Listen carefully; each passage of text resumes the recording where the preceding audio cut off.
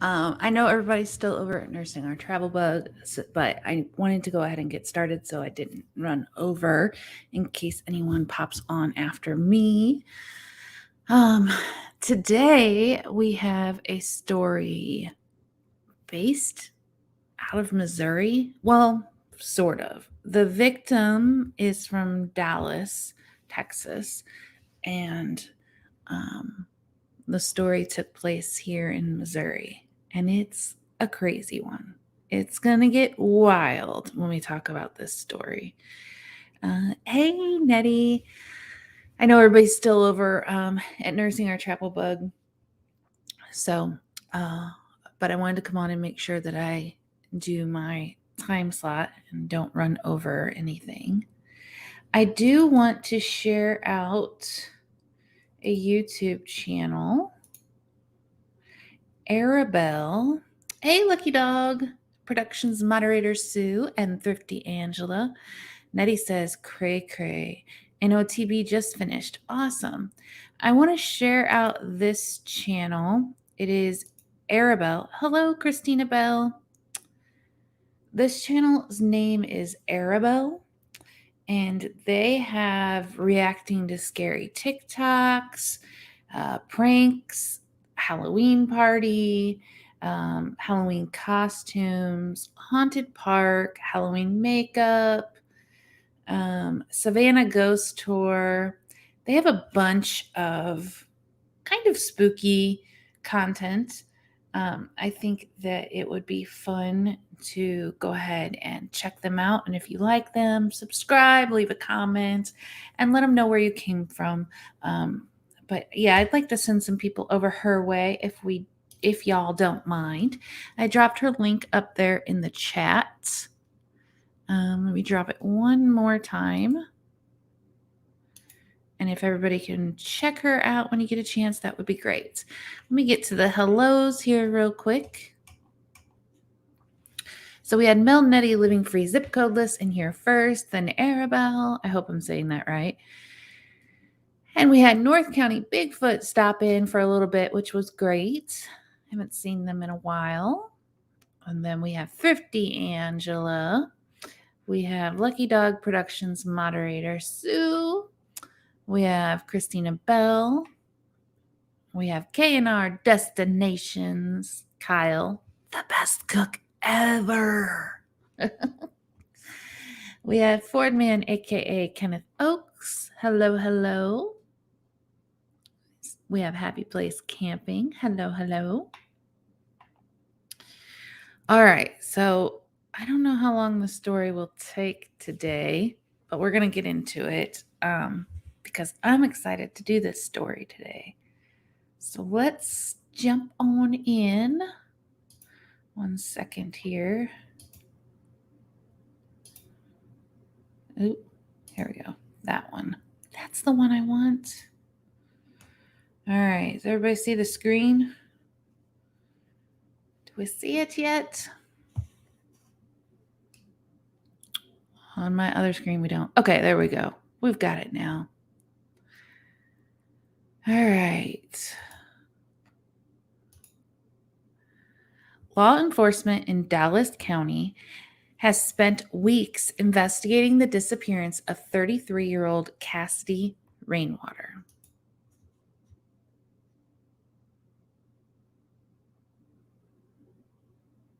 Isn't she pretty?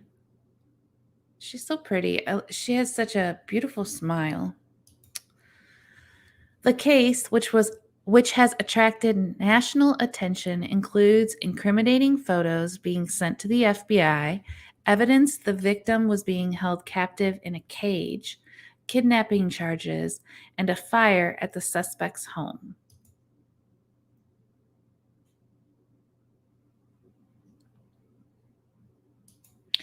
As rumors swirl online, the Dallas County Sheriff's Office has not yet divulged many details publicly, citing a desire to protect the investigative process. Let me click this button and see what it does. Oh, well, that'll work. I think. Oh, no, because I got to hit play. Let me see who all's in here yet. Linda Barker, hello, hello. Thanks for coming in. All right, let me go back to our story.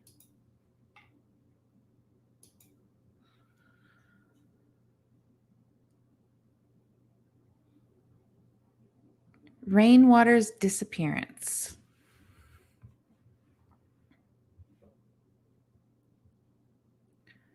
According to court documents, Rainwater was last seen on July 25th.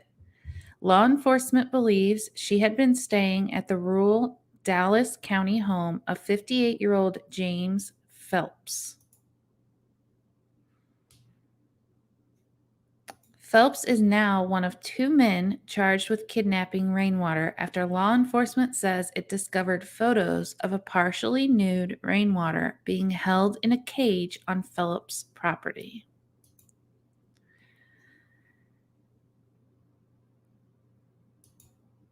Phelps initially told deputies when he was first interviewed that Rainwater had been staying in a loft on his property on Moon Valley Road in Lebanon while she got back on her feet, but that she left possibly to go to Colorado.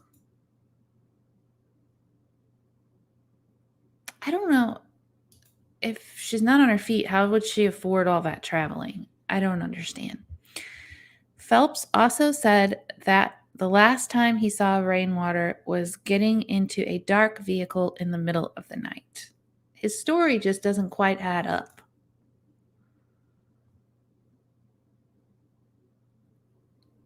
Authorities say a missing persons report for Rainwater was filed by a family member in late August.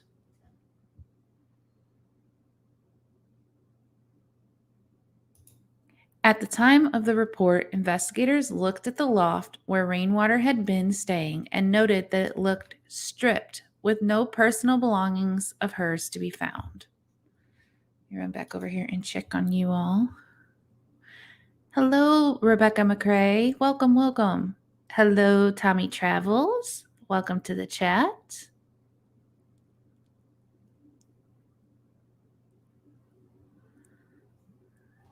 All right.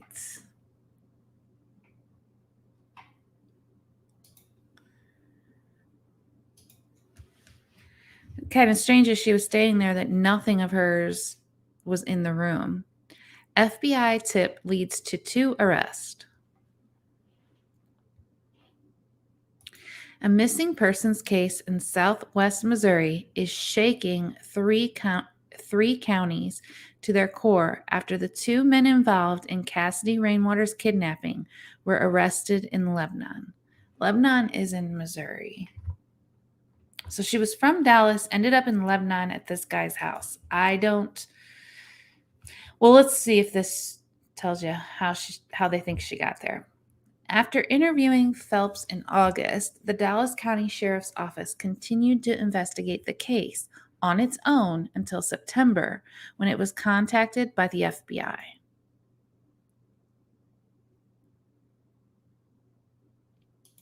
Court documents reveal that the FBI office in Kansas City received a tip which included photos of a partially nude Rainwater being held in a cage.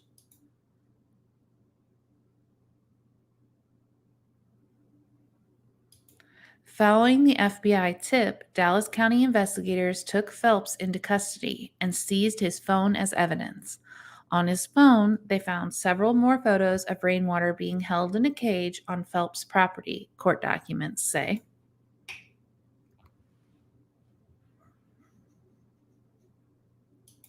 James Phelps appears on screen for a hearing in a Dallas County courtroom, August 5th, 2021. Was this Dallas County, Missouri? Hi, Three Souls Paranormal. Hello, Timmy Ray the King. Fordman, aka Kenneth Oakes. I think I said hi to you, but I'm not sure. So hello again. Roy and Becky's Travels. Hello, hello.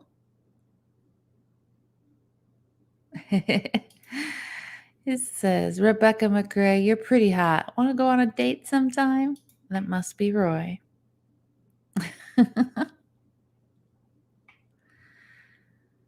FBI are good American people. Aw. Pick you up at 7 then. I just adore you two. Y'all are so cute. Hello, Tracy. All right, let's go back to our story over here.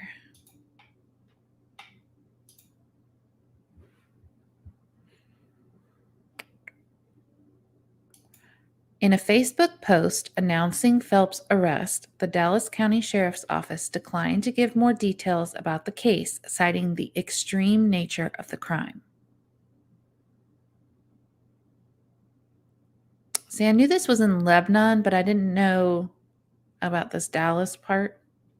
So that leaves me a little bit confused. But after Phelps' arrest, Timothy Norton, 56, his co-defendant, was interviewed by the sheriff's office and allegedly admitted he knew Rainwater was being held in a cage on Phelps' property. What? First of all, I believe both guys weren't completely and utterly in on it and involved together as we move on through this story. Let me make that clear.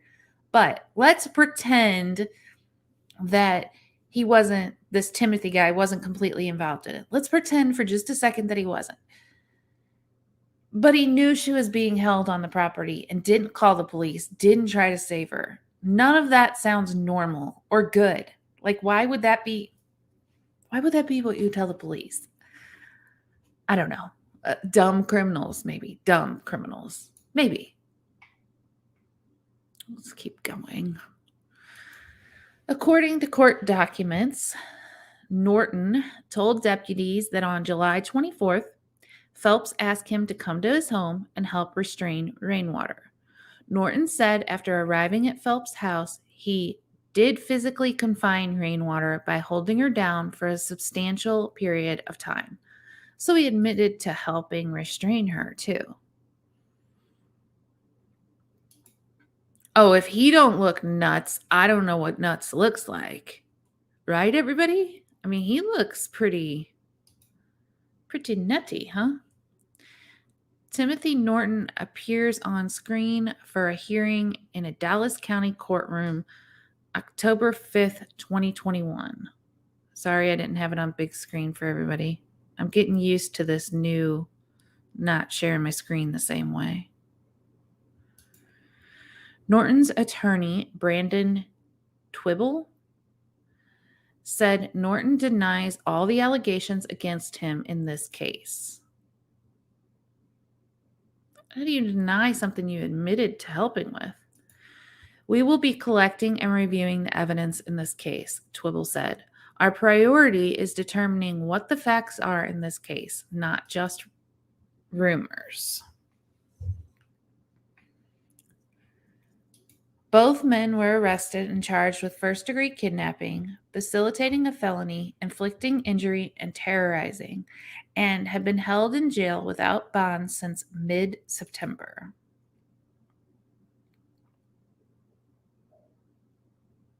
Phelps' house burns to the ground. I'm going to stop here. It is Dallas County, Missouri. Okay. Yeah, that's where I was getting confused. Hey, Oracles and Beyond. Hello. I'm going to stop here for 1 second. I'm going to talk about the two guys. So the first guy, Phelps, he owned the property that this all happened on. And then the second guy, hi, RVing with G. That was 5 days ago. Yes, Linda Barker, this is a very new case. So Phelps is the guy who owned the property where she was being held. And then his buddy, this Norton guy, he was staying on the property and he was a truck driver. So they think, rumors, let's talk about rumors here. Rumors are that the truck driver friend brought her there and possibly others. Those are the rumors. So we'll continue on now with the rest of this story. I seen Tommy said something. Hold on 1 second. Tommy Travels said, you're only calling him nutty to hide the fact that you have a crush on him. Did you see the way he looked in that picture? He looked a little scary. Just a little. All right. Now, Phelps' house is going to burn to the ground. What? Why? All right. James Phelps' home burns down. There's a blue ribbon on the tree. I wonder what that means. Wonder if somebody tied that there after the fact. It also looks like there's some trees down. It looks like some of the property was burned as well. But who would burn the property, right? While they're in jail, who would burn the property? Think about that one. All right. On the night before his most recent court appearance, Phelps' home, where Rainwater had allegedly been held in a cage, burned to the ground on Monday.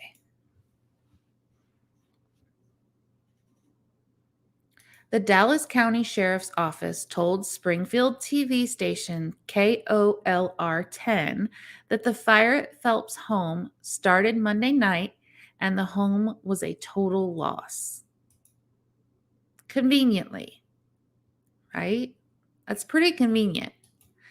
The TV station also reported that the Springfield Fire Department's bomb squad was called out to the scene after the discovery of a possible tripwire, and the bomb squad detonated an explosive device near the area of the fire. So there was other bombs with tripwires set to go off. Can you imagine if they hadn't noticed those tripwires and been able to detonate them safely?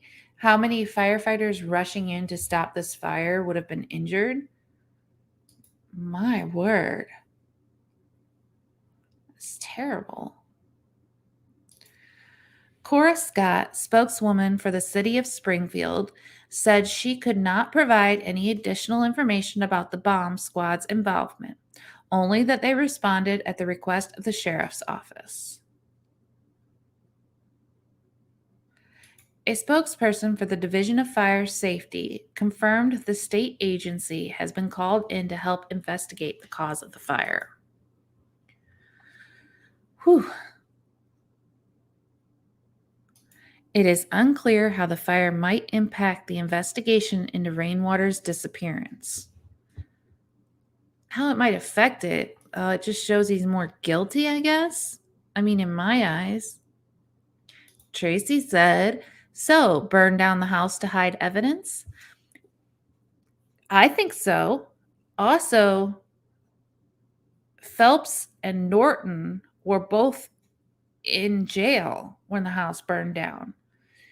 So does anyone think that maybe this was a bigger operation than just the two of them?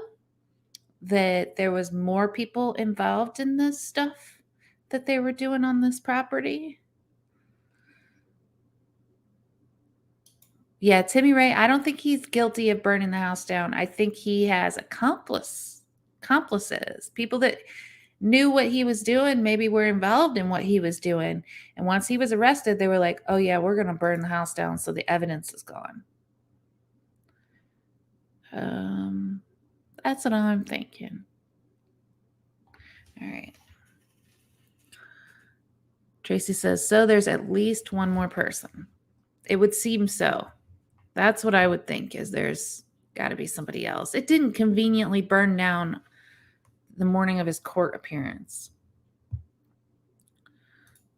And I mean, that's pretty convenient, if you ask me. But rumors about cannibalism have surrounded Cassidy Rainwater's disappearance. All right, everybody, hold your tummy. Here we go. I don't mean to laugh. It's just some stuff I can't believe humans actually do. An amateur blogger focused on crimes in the Southwest Missouri area claims to have sources connected to the police that have confirmed human remains being discovered on the crime scene that could have been Rainwater's.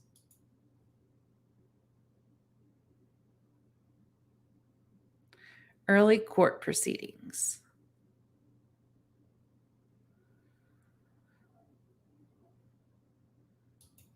At a court appearance on Tuesday, Phelps and Norton appeared via video from the Dallas County Jail and Greene County Jail, respectively. So they're being held at two different prisons or jails, I mean. The court appearance was to allow the judge to set a date for I'm not going to be able to say this word. It's going to twist up my tongue.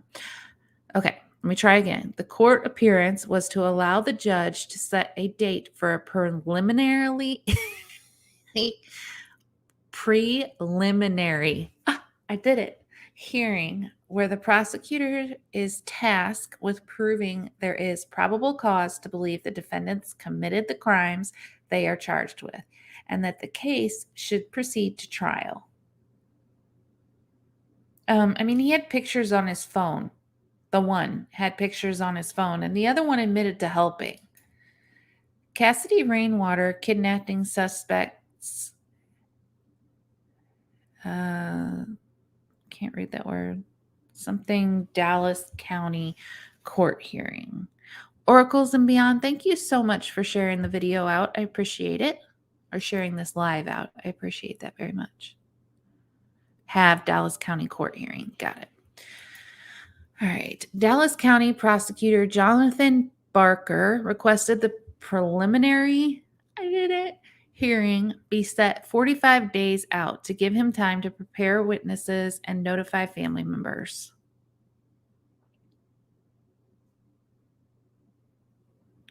We have quite a number of witnesses across several agencies and family members we're going to need to notify, Barker said.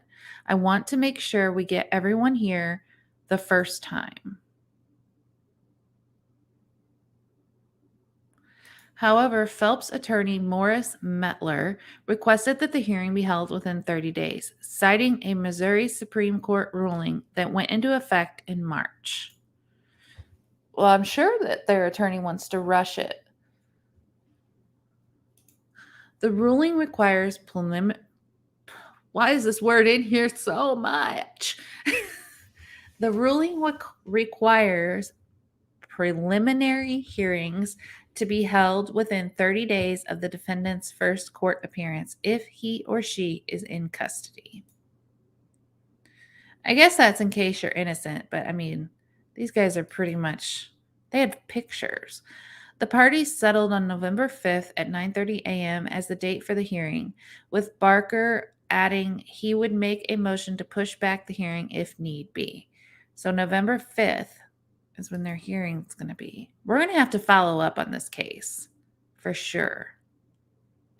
All right, so a couple of rumors that I have heard. That is a hard word. Thank you. Ryan Becky says, I'd say it was a bigger operation and the property was just a base of 11 out of many. Okay, so Roy and Becky's Shovel. This is kind of the rumor I had heard, okay, is that Norton is, hi Buckeye Kitty, Norton is a truck driver. I heard that there were several remains from different bodies found buried on the property, not just the one person, not just Cassidy Rainwater. I heard that there was other people found on the property. Now, these are all rumors. This is all allegedly. Let me be clear. Allegedly. Okay. So then you add in the fire and the person that wasn't in jail who set the fire, and you get what I believe could possibly be like a ring. I don't want to say the S word ring, but there was a cage involved and she was tied up. So rumor has it that the Norton guy, as the truck driver, while he was traveling, would take people and then bring them back to this place. Oh man, I love your nails. Oh, thank you so much. I just did them today. I probably could have done better on the decoration parts, but they're supposed to be creepy, so they don't need to be perfect, right? All right. So then the other rumor that I heard was the way that this information was getting out, um, like the way that they found about the cannibalism, because that's a huge story in itself too. I don't really want to go into too much um, detail with the cannibalism until that actually comes out from like the police reports and stuff. But what I will say with the cannibalism is that that was leaked out allegedly by police officers that were working the case. And since that information was leaked out to that blogger, certain police officers have been let go from the force. So I tend to want to believe the cannibalism thing, um, which, oh, that is terrifying. Terrifying that people would actually do that. But since it was supposedly leaked by police, and since police have been let go, I would tend to believe it's true. But I think this is a story we should definitely follow up on since it's so new. And I think we should see where it goes and what happens. And also, it's only a couple hours from me. That's not far. And that's scary to me. I don't know. The closer things are to home, the scarier they seem to me. You know, like keep everything away from my world. I don't know. Anybody else feel that way? Tracy says that really is scary. I just can't think on how anyone would do that. I can't think on how anyone would leave a human being locked up in a cage, or how you would murder somebody and feel okay with it afterwards. Or like the Norton guy is saying, "Well, I helped tie her up." Well, why? Well, and why did you think that was okay? Like she had to be saying she wanted help. Like what in your mind thought that's okay, and that's the story I'm going to tell the police, and I'm going to get away with this. Like I'm not going to be in trouble for this. I don't know. And then the fact that they had somebody on the outside. Now they couldn't have called from the prison or from jail and said, "Hey, go burn that property." They couldn't have done that because the police calls or the jailhouse calls are recorded. So like was this a plan that was set in place ahead of time? Like if we ever get arrested, burn the place down? Was that what was going on? These are all assumptions. These are all me talking through what I think the case kind of where my biggest questions are. What do you all have as far as questions with this case? Like what sticks out to you most? Also, I with Cassidy Rainwater, I somebody missed her so much. They reported her missing almost immediately when she went missing. I can't imagine what her family feels like. But also, do they find any comfort if there are the other cases that they were talking about? If there are other bodies on that property, will her family find any comfort knowing that her case helped discover the other missing people? I just kind of wonder those things. Tracy said, "Oh, yikes, that is too close." Oh, Linda Barker, you asked about my hair. Yes, I got a haircut. Is this my first live since my haircut? I guess so, because I got it done, I think, on Monday. I'm losing track of time. I had used box dye on my hair, so they had to. She thought she was going to have to cut it because she didn't think the ends would dye the same as the top. So she ended up chopping off a lot of my hair, which kind of shocked me, to be honest. But I told her if she had to, it was okay. But then when she dyed it, the ends ended up not having to, like, they ended up dyeing okay. So I ended up with short hair, which I'm okay with. It's a complete and new change. I can grow it, hopefully, and it'll be healthy. But since I've been having issues with my hair, I thought, why not play with it a little and go blonde instead of so dark? And now was the perfect time to do that. So that's what I did. I'm gonna go every month and get more blonde kind of put into it. I'll still have the dark roots, but I'm gonna go even lighter eventually. That's the hair story. Sorry, everybody. I just went on a tangent about my hair. I meant to say I love your haircut. Well, thank you, Linda. I appreciate that. Nettie says, yes, BB.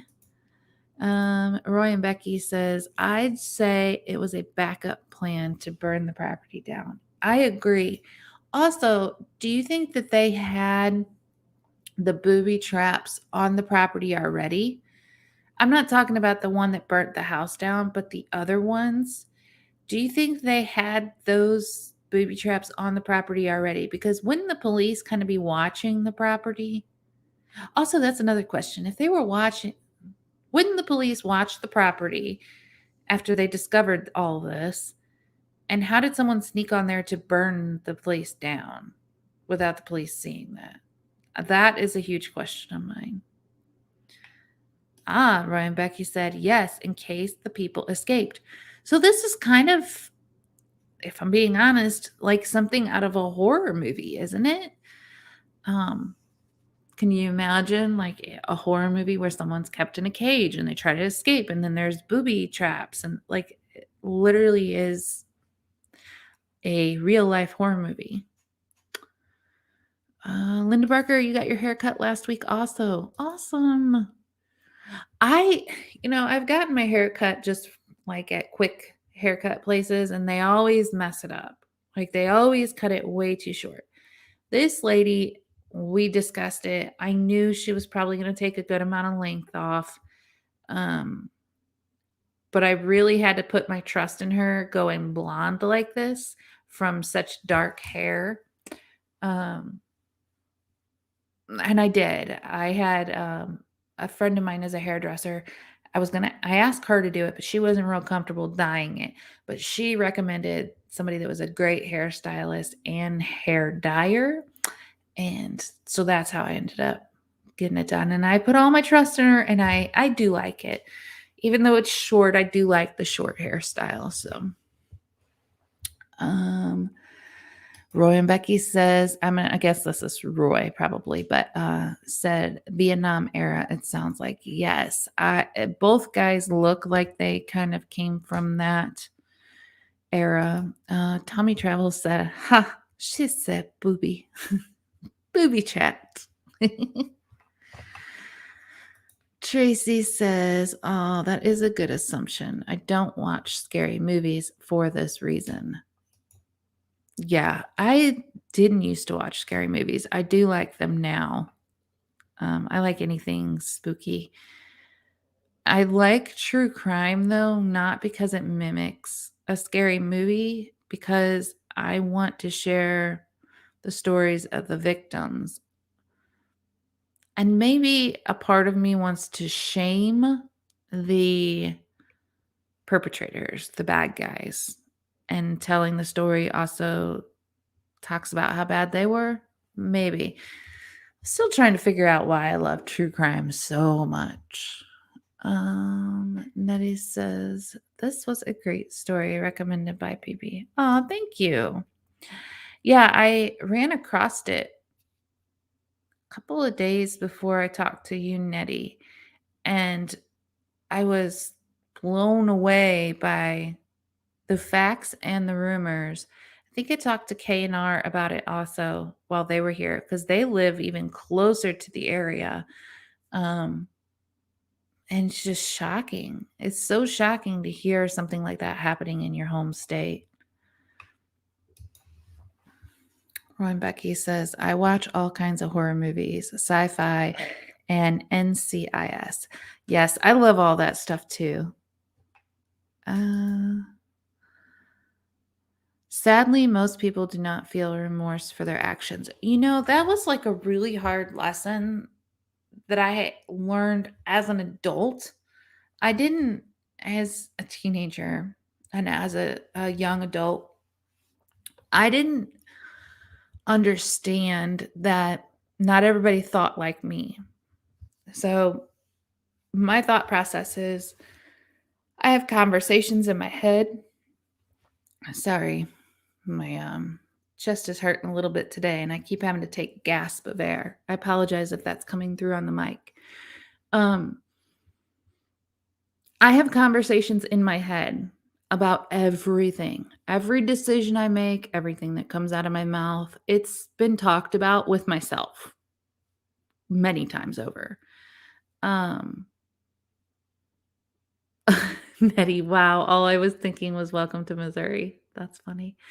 Um So, first of all, I do that. Second of all, I after I say something to somebody, I always have a conversation with myself. It's exhausting, really, where I'm like, did that hurt that person's feelings? Did I say it right? Did I sound stupid? Like, I'm always worried about what other people think and feel.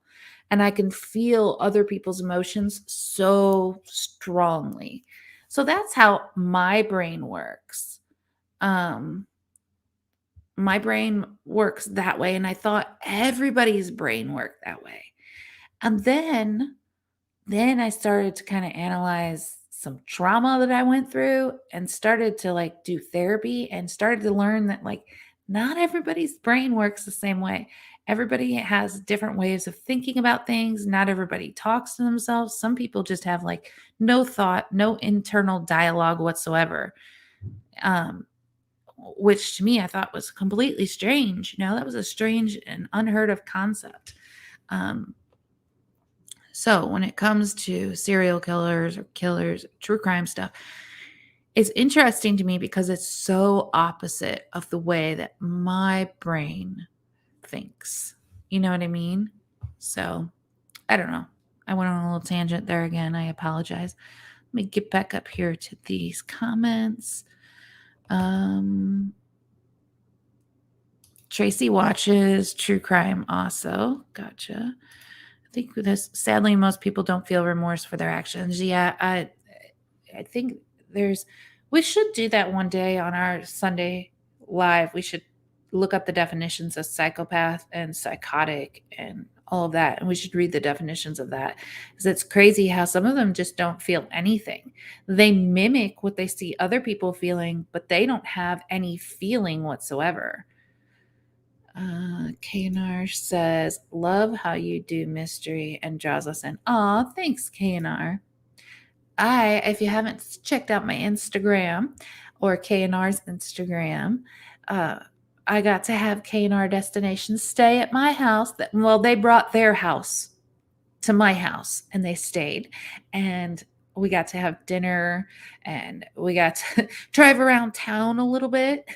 It was fun. It was such a good time. I always tell anybody, if you're coming through Missouri, let me know. I got a driveway for you. Because I love having company and I absolutely loved hanging out with them. And Kyle made these burgers. Wow. Oh, by the way, Kyle, I did not get to eat the leftover burgers. Bulldog ate them. Yes, Bulldog ate all of them.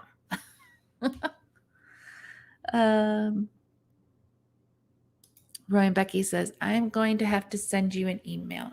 Oh, please do. Please do. Yes, Nettie just bought property in Missouri, and the property she bought is closer to KNR, so closer to this area where all this stuff happened. Sorry, Nettie, but the property is beautiful, and I think bad stuff happens everywhere. It's just kind of crazy when it happens in my own state. Tracy says, I think it's her voice. She has a voice for it. Oh, thank you, Tracy. Tommy Travels says, I learned recently that some people don't have an inner monologue. I can't even imagine that. Yes, Tommy Travels, that's what I was talking about. So when I started dating Bulldog was so confused when I would say, I talked to myself about it before I made that decision. And I was thinking that it was, and he's like, wait a minute, back that up. You talked to yourself? And I was like, yes. Turns out that him and our middle son do not have that inner dialogue. They do not talk to themselves about anything. It's so strange. We're a family and we think oppositely. We don't process things the same. It doesn't mean either way is right or wrong. It just means that we have to work to kind of understand how the other is processing things. Does that make sense? Linda Barker says, it'll be okay, Nettie. The bad guys are in jail. Most of the bad guys, not trying to scare you, Nettie, but there is still a person that set the place on fire. They're still out there. Roy and Becky said, oh no.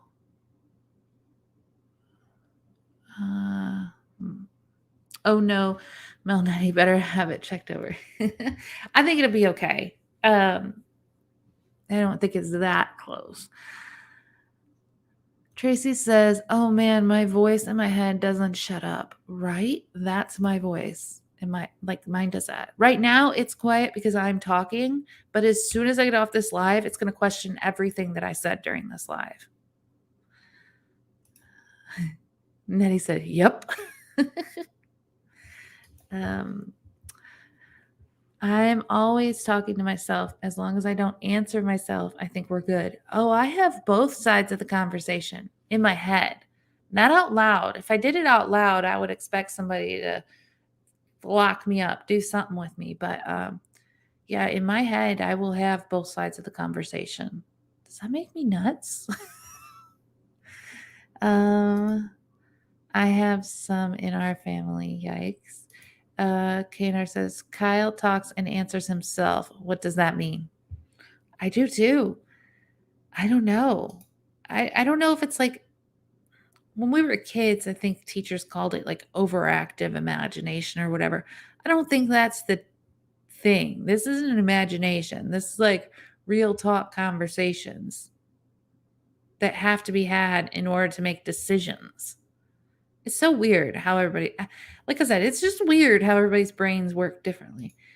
Kanar says, it was amazing. Oh, it was. It really was amazing. All right. Thrifty Angela, see, I was telling you, you need to go and just eat some of Kyle's dinner. Take it right off his plate if you have to. His cooking is so good. Bulldog ate Fred. Oh, I forgot about that. Okay. I never hardly ever drink, ever. And I had just a tiny bit of alcohol when Kay and I were here. I don't know why. I just don't ever have alcohol in the house, so I just don't drink. And then when I do drink, I am an easy get her drunk type of gal. So I had a little bit of alcohol, so I was a little more talkative and less shy. And they fed me this burger, and I couldn't eat the whole thing. So I threw napkins on it to save it from any bugs, and I was going to keep it. And I named it Fred. Fred was my burger, and nobody was going to take Fred or eat Fred. I did get to eat off of Fred 2 more times, though. I did. But, you know, instead of the burgers making babies in the fridge, like I told Kyle and Ryan I wanted them to do, Bulldog ate them. They didn't have a chance to make babies.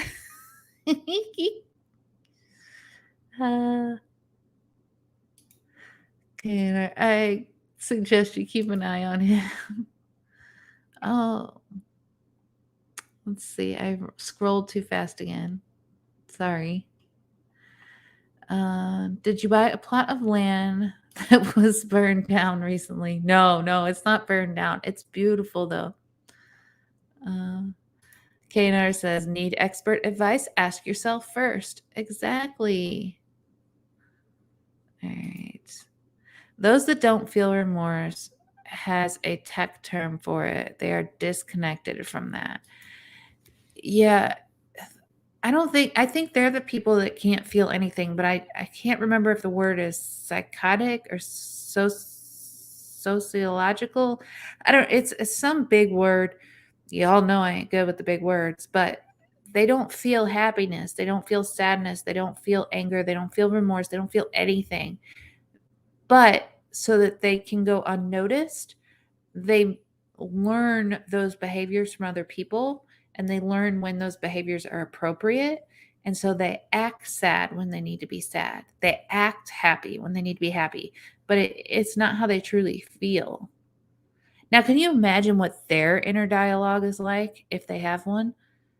Oh, would I love to be a fly on the wall in their head, just to hear what their conversations with their selves are, just to get a better understanding of it.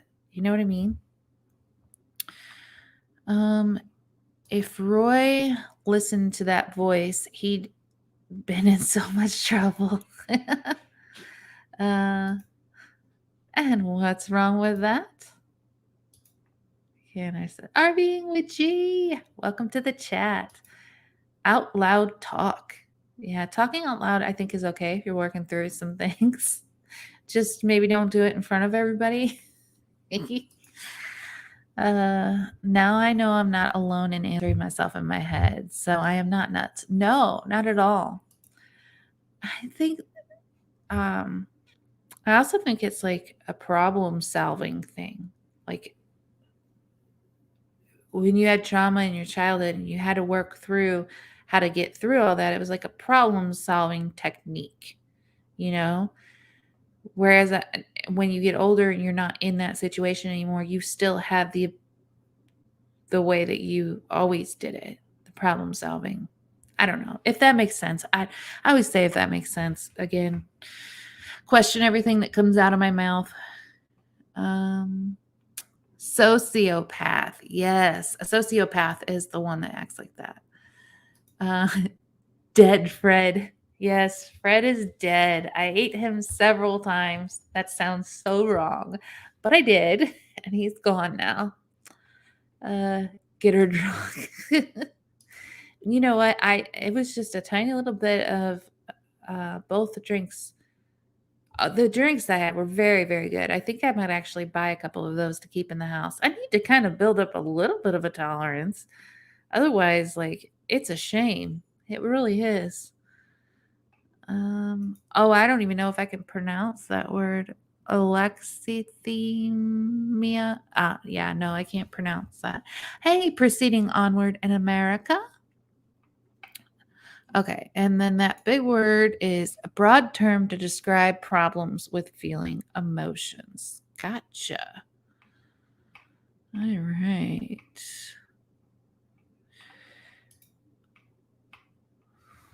Well, we have had a fun live. I think it was fun. I really am glad that Nettie helped put that story together.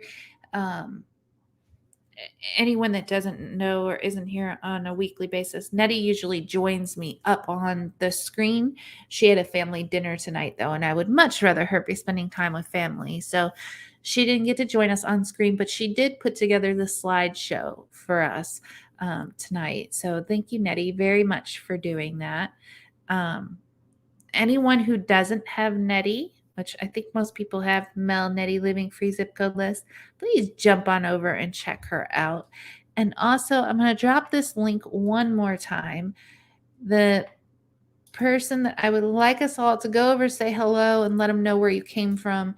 Her name is Arabelle, and she has a little bit of pranks, a little bit of spooky, a little bit of Halloween makeup, a little bit of everything on her channel. And I think it would be nice if we just kind of headed on over and said hello.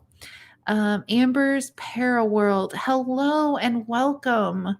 Thank you for stopping in. I appreciate that. I will be going and checking you out, Amber. All right, one more comment up here from Tommy. It says, when I'm stuck behind someone at a gas station who is cashing in and buying lottery tickets, you wouldn't want to hear my inner dialogue. That's funny. I want to know everybody's like lucky numbers, and then I could go and put everybody else's lucky numbers and mine on a ticket and hope to win, but I want to have good lucky numbers. Don't forget to hit the thumbs up button. Thank you, Tracy. I really appreciate that. All right. Well, I will be back next. Oh, I usually talk about Gabby Petita. I'm not trying to pronounce the last name. It's Gabby. Her case is very, very big right now. They're still trying to find Brian Dirty Laundry. I usually talk about that case, but there's not a whole lot of updates at the moment. So if there's any big updates throughout the week, I'll pop on and do a shorts, and we'll catch up on it. But if not, then we'll just catch up more on Gabby's case next week. I'm here every Sunday, 5 p.m. Central Standard Time. All right. Well, thank you all so much for coming. I really appreciate it. I love you too, KNR. I hope you all have a fantastic week. Wishing you all much kindness and much love. Bye for now. So you don't know what you're doing, and the walls are closing in.